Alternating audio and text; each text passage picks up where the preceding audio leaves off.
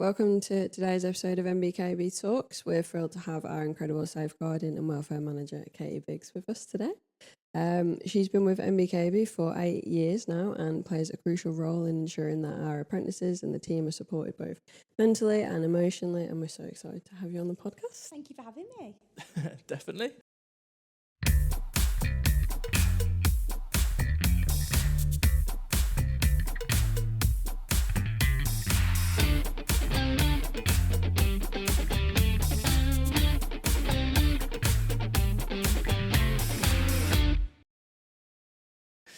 We are really looking forward to diving into sort of the expertise and all things safeguarding and welfare. But before we do that, can you tell us a little bit about yourself, your background, and what brought you here today, really? Yeah, so like Lauren said, I've worked here for 8 years now. It's been a fantastic 8 years. I've really enjoyed it. I've done different roles within MBKB. So I started off as a tutor, which I absolutely loved. It was great, sort of getting out there and meeting the apprentices and supporting them in achieving their qualifications, really. I then became an operations manager. And I did the safeguarding role alongside that when we were a little bit smaller as a company. I went off on maternity leave and had my lovely little boy. And when I came back, we had recently had our outstanding Ofsted grade, which meant that we always felt like we grew overnight as a company, and we needed someone on safeguarding full time then. So that's when I came into this role as a standalone role. But yeah, a little bit about me. So I live not too far from our head office in Dudley. I've done a few different roles before this, but apprenticeships is something that I'm really passionate about, having done my own as well. And yeah, I absolutely love my role in safeguarding now. Before we dive even deeper into this episode, let's give our listeners a quick overview of what we'll be discussing today in our third episode, titled Creating a Safe Space, Mental Health and Safeguarding in the Workplace. Definitely.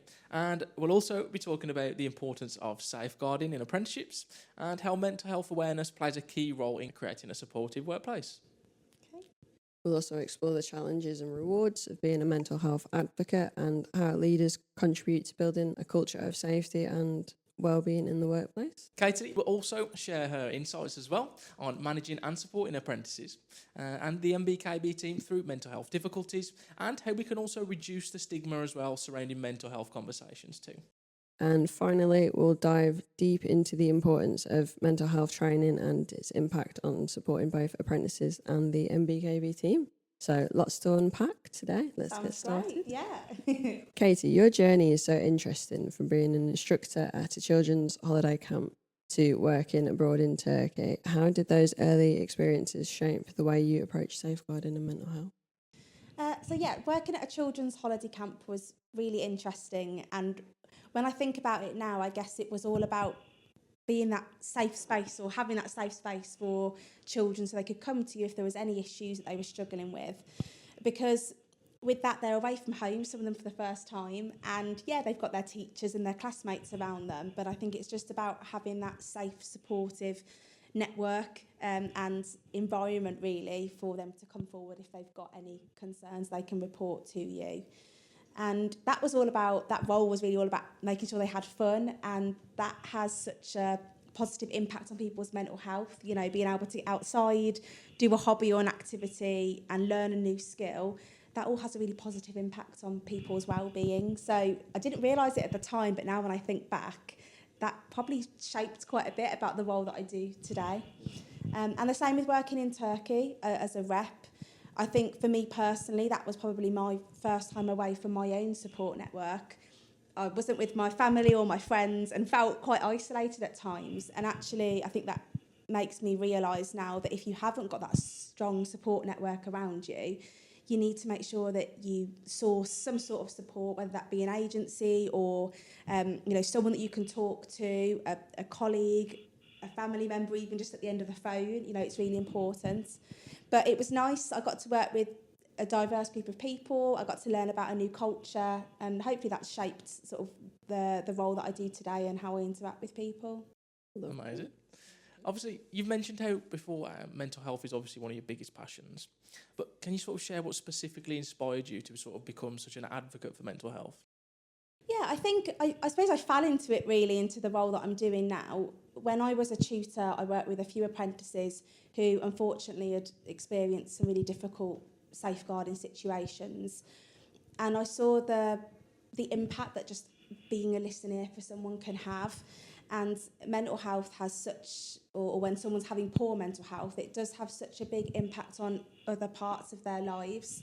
And I've realised that, and so I think it's actually really nice to advocate talking about mental health and having that open conversation. Amazing. Yeah, I agree. I think like opening the doors and allowing people to discuss it if they didn't realise they even needed to. Yeah, absolutely. Just giving them that space is awesome. And having someone there as well, just Yeah. to talk to is amazing. Yeah, absolutely. You also did your own apprenticeship. How did your personal experience shape your perspective on supporting apprentices through mental health challenges? So I think doing an apprenticeship there can be periods in that can be quite stressful. You know, you're having to work to deadlines. Especially for me, I remember feeling a bit nervous and anxious before endpoint assessments. And so that's really nice that actually I've been through that. And when I talk to apprentices now, I can say I've been there. You know, I know it can feel stressful. And so actually I can work with them to share the techniques that I use to try and de-stress before that sort of nerve-wracking event. And also, I think there's definitely times in an apprenticeship where I feel my mental health and my well-being had a boost because I'd had that positive bit of feedback from my tutor, or I'd had praise from my manager at work because I'd done something well. And so actually, all of those things can really make a difference to someone's apprenticeship journey.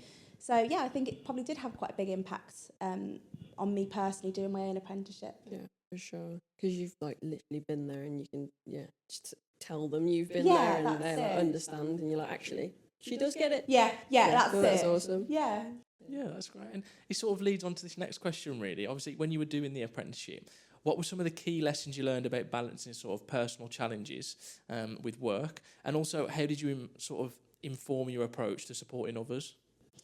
Yeah, so I think you've got to make sure you're having that balance there, because when you're doing an apprenticeship, you've got your normal day-to-day work, you've got your off-the-job learning where you're learning new things, and also you've got to have that time to de-stress at the end of the day and do something for you, haven't you? So I think my bit of advice really would be is if an apprentice is struggling with a piece of work, to talk to your tutor, talk to your manager, draw on all those sources of support and those people that can help you. And that will help you achieve your end goal, really, and hopefully progress in your career or whatever it is that you want your next move to be after doing your apprenticeship. It's really important that you talk to people if you're struggling with any aspects of it. Amazing. Great That's advice. it, yeah. Love that.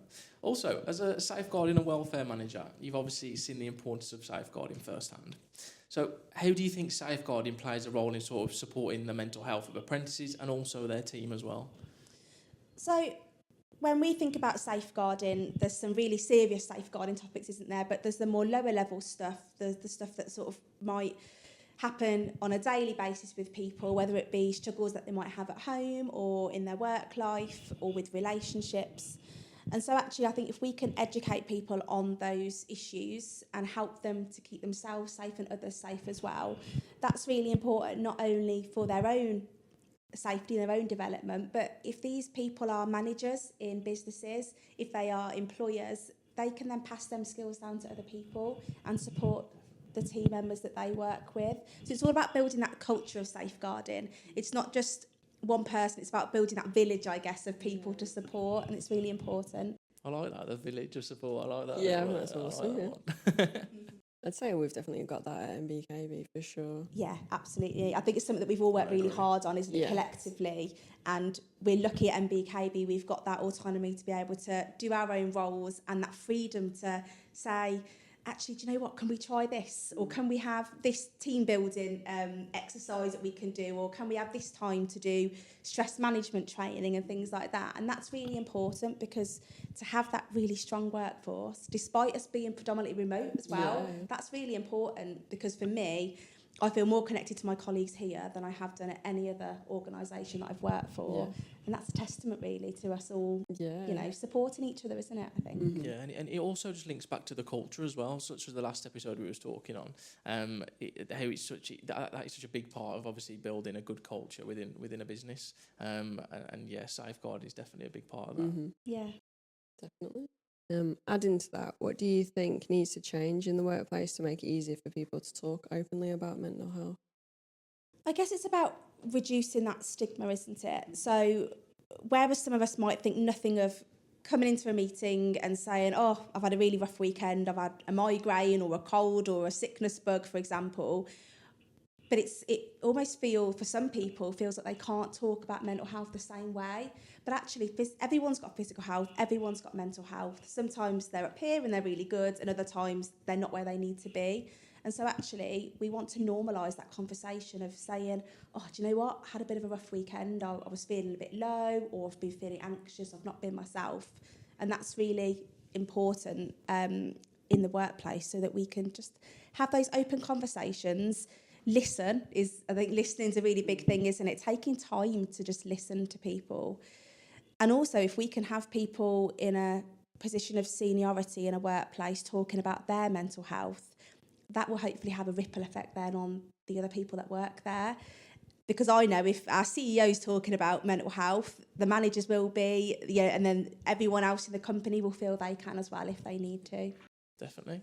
And just back to you personally, how do you ensure that obviously apprentices feel safe to discuss any mental health issues they've got, and also safeguarding issues they might be facing? So I think it's about creating that environment where someone feels they can open up in, first of all. So making sure that they are comfortable, whether I'm doing a meeting with someone on Teams, I'll say to them, are you happy to talk now, or do you want to call me back at a different time? Because they want to feel that it's being kept confidential in terms of on a need-to-know basis.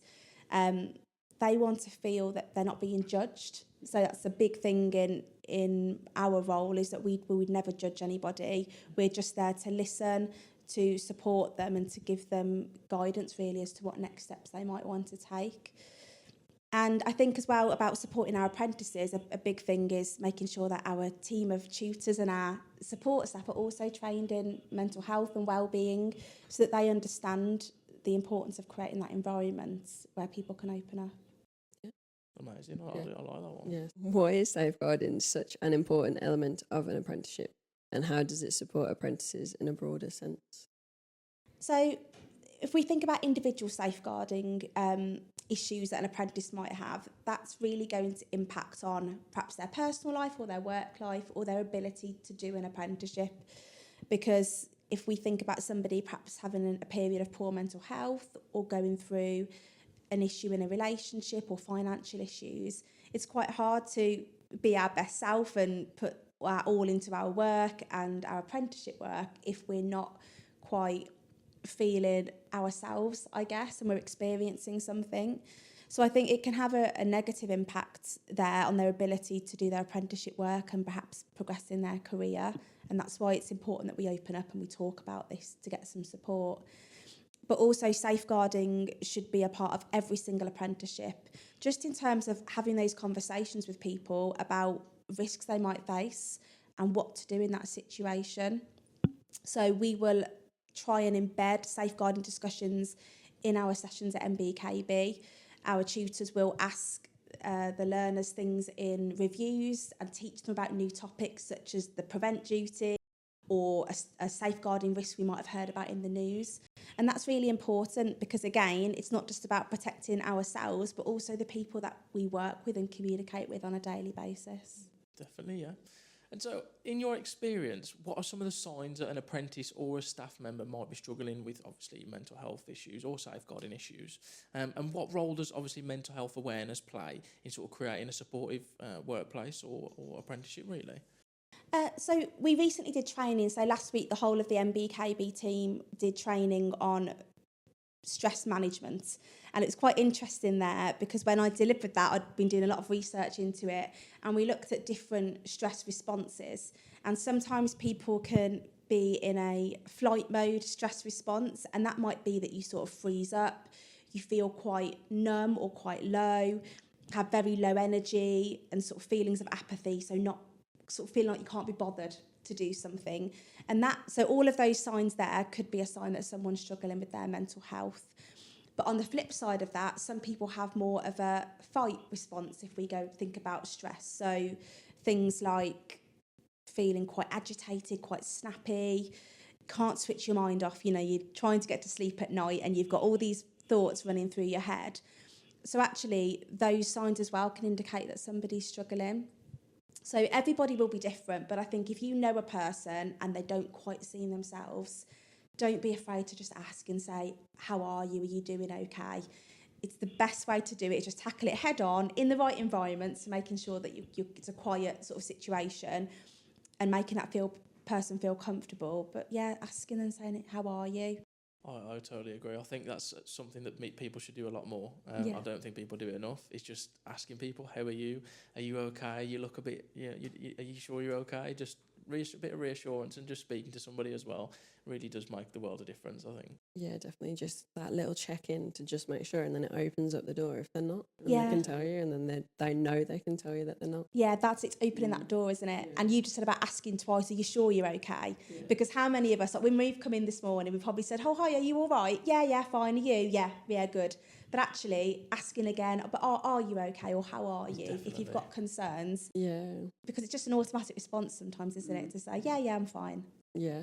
Definitely agree there. Mm-hmm. How can we ensure that everyone in the workplace is mentally aware and able to identify when somebody might need support? So I think if we can have mental health first aiders in organisations, that's really important. So at MBKB, we've got several mental health first aiders, and you're not there to sort of give medical advice or diagnose anybody, but actually you're there as a first port of call. If someone's having an issue with their mental health, or if they're in crisis, you're there to give that first aid, just as you would with a physical health condition. With mental health, you want to make sure that they're safe and that they've got somebody there that they can get immediate help from. So if we can have mental health first aiders in all organisations, that would be fantastic. And also, I guess, just, again, having that culture of talking about mental health is really important. So making sure that we allow employees and people that work with us to have that time to look after themselves. If they need to take a day off because they're not well with a sickness bug, for example, that should be just acceptable as needing to have a day off because their mental health isn't in a good way that day, and not sort of stereotyping or judging people for that. I think that's really 100%. important. Yeah. And what are some of the biggest challenges you face as well as sort of a safeguarding and mental health sort of advocate, really? I think it goes back to that stigma that we've mentioned. Some people are very open now, which is great, about talking about their mental health, as we should be. But there is still stigma sometimes with people worrying, if they open up, I'm going to I can't cope, or I'm not going to be able to succeed in that promotion that I was planning on going for next week, because actually the other candidates might not have opened up about their mental health. And, I think we need to make sure that we are breaking down those barriers and people can talk about it. Because for me, someone who can open up about their mental health is a strong person. It's someone that says, actually, I'm not okay, but I'm here to talk about it and I need some support. And that's a really big skill, isn't it? Asking for help when you need it. So I think, it's about breaking down that stigma. And the other barrier I think there is that we don't all take the time that we need to look after ourselves. So, in our calendars, we've got that looming deadline or project that we need to do. We might need to, book a dentist appointment, go to the doctors, pick up the shopping, whatever it might be. But actually, you need to schedule in that time to have some downtime, some stress relief time. Definitely. Because if you don't release that, it's just going to get to breaking point and you're not going to be able to cope. So prioritising your own well-being, I think, is really important. Yeah, like having that decompression time just from the day. Yeah, absolutely. That's so important, that decompression time. Yeah, for sure. Katie, what motivates you to continue advocating for mental health? I think just seeing the difference and the impact that small conversations can have and can make. For some people, they might have never spoken about their mental health or their well-being before and opened up about that. So just being there as a listening ear, not judging anybody, and the feedback that we've had from some people to say, I just needed that half an hour chat with somebody, that's helped me sort of clear my mind of those thoughts, and it's helped me move on then and sort of or seek support. It's given me that push to attend a certain group that's going to help me, or go and visit my GP, because actually I think I need a bit more support there. that's really motivating for me. And I know my colleague Julie as well, that our deputy safeguarding lead, we often talk about the impact that we've had on apprentices. And when we hear they've passed their apprenticeship and they've achieved their goal, that's really worthwhile for us. It makes the job worthwhile. Yeah. For sure. Amazing. That's a good one, that is. How do leaders, or how can leaders, sort of contribute to creating a culture where mental health and safeguarding are going to be taken seriously? So definitely what I'd said previously about having someone at that higher level in a business, that position of seniority, talking about their own mental health, or making it very clear that we can have those conversations about mental health, is really important. And also, I guess, just creating an environment where we don't have stigma, we don't judge people. I think shutting down sort of any negativity when it comes to things that might be said about mental health or safeguarding topics, shutting that down quickly so that we do create an environment like what we've got here at MBKB, where we're quite open and supportive of each other, is really important. I think flexibility, again, is a really good thing. So if we've got somebody who's having certain safeguarding issues or going through something, having that flexibility there to sort of say, actually, do you think I could work slightly different hours to meet my needs there, or to accommodate that? Or, actually, I'm not feeling great today. Can I pick that up tomorrow? It's really important, because we all have really good days where we're productive and then days where we're not feeling so great. 100%, yeah. What do you think makes a leader effective when it comes to supporting mental health in the workplace? I think somebody who listens, and that's active listening. So not just sort of sat there looking like they're listening, but thinking of the next thing they're going to say in their head, but actually stopping, listening to somebody, let them open up and allow them to tell you as much or as little as they want to, is really important. And then rather than saying, you need to do this, you need to do that, actually helping people understand their options, I think is really important when it comes to safeguarding, because we've all got different opinions perhaps on what the right thing would be to do, but actually in safeguarding, that's not what we're there for. We're there to give people their options and help keep them safe without judgment. So I think if leaders can do that and help support their team members with opening up and understanding their options, that's really important. Yeah, for sure. Great stuff. So just moving on then, what do you think are some of the key elements to effective mental health training in the workplace for other organisations that are maybe looking to sort of improve their safeguarding and mental health sort of training? So I think if we think about what we do, when we have a new team member start, we will talk to them about safeguarding from the get-go, because it will be part of their role. We're working with apprentices. But also in terms of the team, it's good for them to know really that we take mental health seriously.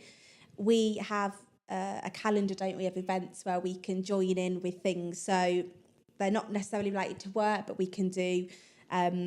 we've done cooking or cake decorating classes. We've looked at yoga. We've done meditation, fitness classes. We've had makeup trials and things like that. So things where colleagues can come together and form that bond and that connection with each other, so that if they need to talk to somebody, they've got that trusted face they can do that with. That's really important. And I think, just having that, listening to people, non-judgmental. And I think confidentiality is a big thing, isn't it? Where you don't want to open up to somebody who you feel is going to go and tell everybody else in the office what you've said. So with safeguarding, confidentiality is absolutely key. And we always say we can't promise that we won't tell anybody else, because sometimes we have to pass that information on to make sure that that person's kept safe. But it's only done on a need-to-know basis. So we want to keep them safe. We might pass it on to an external agency, but only someone that needs to know. Because if you feel that you're going to be gossiped about, or it's going to be around the office in 5 minutes, you're not going to open up to that person. For sure. Now we're looking ahead.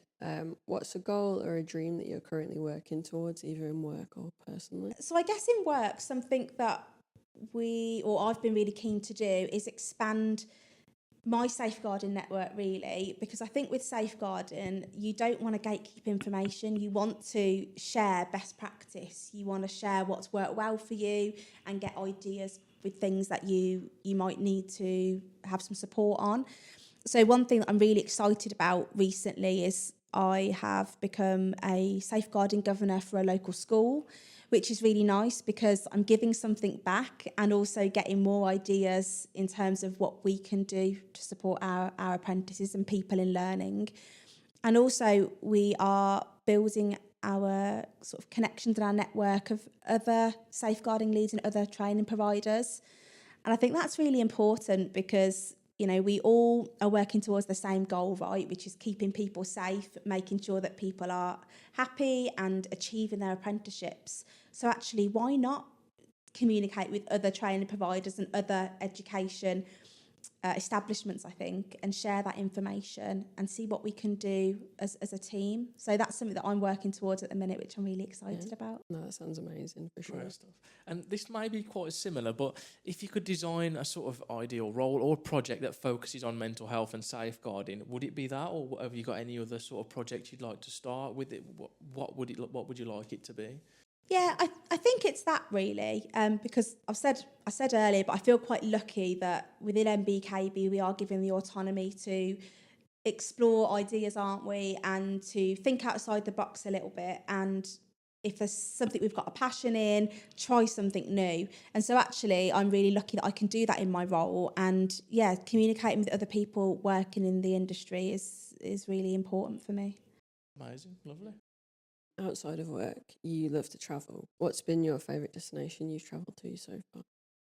Oh, this is a hard one. I've probably got two. So I've been to America, so Disney World 4 times now. I absolutely loved it. The first 3 times I went was when I was younger in my childhood, and I think I've got brilliant memories there. And then also I've been since becoming a mom, so that's a completely different take on it, but it was just magical, and I love going there. It's a different world, isn't it? I know you've been a few times, haven't you? And the other place that I really enjoy going to is Krakow in Poland for the Christmas markets. Wow. So yeah, absolutely love going there. Again, I've been there before becoming a mom and after, and we just love it there. So I'll definitely be booking another trip soon. Yeah. Amazing. Obviously, when you're not working and travelling and being a mom, of course, how do you like to unwind, and sort of do you have any favourite hobbies or activities that you like to do? So I love a true crime documentary. It's one of the things that I laugh about, but when we have new team members start and I do their safeguarding induction, I give them a list of sort of documentaries that I recommend watching if they want to, because it's a way that we can keep up to date with what's going on, especially in my role. But yeah, I find them really interesting. So yeah, I love a good true crime documentary or series. I also just like getting out and about, you know, especially with the nice weather coming, hopefully, fingers crossed. Getting out, going to a nice park or a national trust, taking a picnic and just being outside. I definitely think that you get a bit of a boost, don't you, to your own mental health and well-being if you can get out and about, get some fresh air.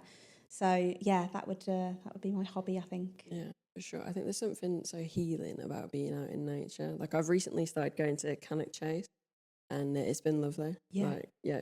I don't know. It's just it's great. Yeah. And like just being out and with the wind and the sun and you just I don't know, calms you. I think. Yeah, it does. Really calms your lovely. mind. It's really a good way of describing it. You know, we said earlier about having all those thoughts going around in your head sometimes and just needing to have a bit of a break, a bit of a decompression. Yeah. Getting out for a walk or getting out in nature is a really good way of doing that. Definitely, yeah. I do actually watch a podcast from a well-known business entrepreneur called James Sinclair, and the one way he sort of winds down and sort of makes sure that his mental health's in check is, like you say, by going out in nature and just being around trees. Yeah. That is a big thing for him on how to just ground himself and make himself just feel relaxed if he's got a lot of stressful problems on. And I have tried it, and I can say it does work. Yeah. So I agree with that. I think us guys being home workers as well, you can get in the habit, can't you, of being at home and sort of not having that time to go outside. We don't commute, do we? So actually, getting about for a walk in the morning, or having like a virtual commute where you'll go for a walk, you'll walk back in through the house, and that's your day started, and then a virtual commute round the block again, walk back in through the house, and that's your work day finished. That's really important, I think. So that would be a big tip for me for a home worker, would be to do that. No, that's lovely. Now, just a little bit, so we can have a little reflection on the episode today. Just a quick recap. If someone was starting out in sort of safeguarding and mental health support, what advice would you give them? So I think there's a couple of things really. The first thing is you don't need to have the answers to everything. That's not what we need to do in safeguarding. It's sort of listening really. Listening to what somebody's saying and then taking the appropriate action. So I think, honing in on your active listening skills, making sure that you're being non-judgmental, and also refreshing your knowledge of confidentiality, I think is really key, because you want to make sure with safeguarding that you're not sharing information that you shouldn't be. So, but I think anyone who wants a career in safeguarding, there's so many different avenues that you can go down. But they're the main things that I'd say. And doing a mental health first aid course is a really good place to start, so that you've got those skills there. You could become a mental health first aider in your workplace. That's a great place to start. And every company, like I say, I think should have one. So, that would be my advice. Yeah, Great 100%. advice. Yeah, Definitely. sure. Looking back on your journey, what's one piece of advice you'd give to your younger self? I think not being scared to ask people sort of questions. So I remember when I first started the role, I felt a bit, I don't want to look like I'm digging too much there for information, or it feels a bit awkward because I don't necessarily know this person. But actually, it's really important to ask people if you're concerned about them, because somebody might just be waiting for somebody to ask them that question. Are you okay? I'm concerned about you. And that might be all they need to open up and say, actually, do you know what? No, I'm not okay. We live in such a fast-paced world, don't we? Like we say, you all right? Yeah, I'm good. Are you? And actually, let's just stop, take a breather, and actually make time to have conversation with people. And that way, people will open up to you more, and you can support them then. Yeah, sure. So I think sometimes they may never have been asked that question. Yeah. They didn't even know they needed it, and then when you ask it, you're like, oh, okay, no, I do need help. Yeah. And I'm not okay. Yeah, that's awesome. Let's do something a bit more fun and unique. Okay. If you weren't working in safeguarding, what other career path do you think you would have pursued? So I've done a variety of jobs. I'm trying to think. I mean, when I was at school, I wanted to be a speech and language therapist. It was something that I had to have myself as a child. So I am an identical twin, and my twin did all the talking and I didn't do any, which you probably won't believe after watching this podcast, but I was very quiet when I was little. So I really wanted to sort of give back, I guess. I'd had speech and language therapy. I wanted to do that for other people. And I volunteered for the Stroke Association for a while when that was sort of my goal to do that, because people who have strokes can then sometimes need speech and language therapy. And so that was a really interesting charity to volunteer for and to learn more about and support people. So I think if I hadn't sort of come down this avenue, I might have gone into something along that line. It's amazing. Yeah, really Sounds interesting. really good. What's one thing about yourself then that you're really proud of, and why? Oh, this is a hard one. I guess it's just nice knowing that you have an impact on somebody's day or someone's ability to be able to complete their apprenticeship or a smaller goal they might have. Like I say, some people don't always have that person they can open up to. And actually, when we think about apprenticeships, we aren't a friend, we're not a colleague, we're not a family member. So actually, sometimes we're somebody a little bit outside of those really close circles that people can think, I want to open up to this person. We often hear that people say, I don't want to burden my partner or my family or my friend with this issue. They've got their own problems to deal with. Well, do you know what? If we can be that person that you can vent to and get you some support, then I'm really happy to be that for people. No, that's lovely. I like that one. Yeah, that's good. Me too. Is there a question you wished we'd asked you today? I think it would be nice to share with you some of the apps and some of the organisations that we often recommend people go to. So there's quite a few apps that you can download and have on your phone just in case you're in a period of poor mental health. So there's apps such as My Possible Self or Fear Tools. The Balance app is really good as well. So just for doing short meditations throughout the day, for getting a bit of refocus. If you're someone that needs to quieten your mind when you go to sleep at night, you can listen to rain sounds or background sounds of a cafe or things like that that might just help you try and switch off and go to sleep at night. And there's some fantastic organisations out there as well. Samaritans do brilliant work for people who are struggling with their mental health. We also had Andy's Man Club in, didn't we, within MBKB, who spoke about men's mental health, and they're a suicide prevention charity, and they have groups that you can attend online, or men can attend them online or face to face, and so that's a brilliant group for any males that are struggling with their mental health.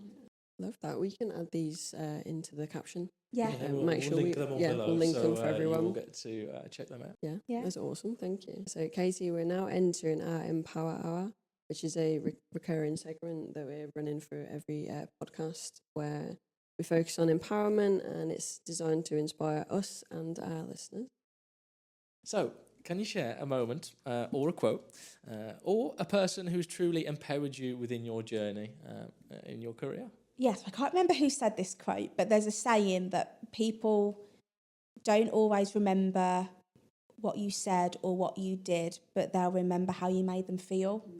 And I think with safeguarding, that's so key, because someone needs to feel that they can trust you, to do the right thing with the information they're telling you, that you're not going to judge them, that you don't stereotype, or you're not going to go and gossip about what they've told you. I think that's really important, because if we think about our interactions with people in the day, if you make somebody feel at ease, then that one thing, being kind to that person or smiling at someone in the street as you walk past them, can really help someone just lift them, or feel that if they need to get help, they can get help or come to you for help.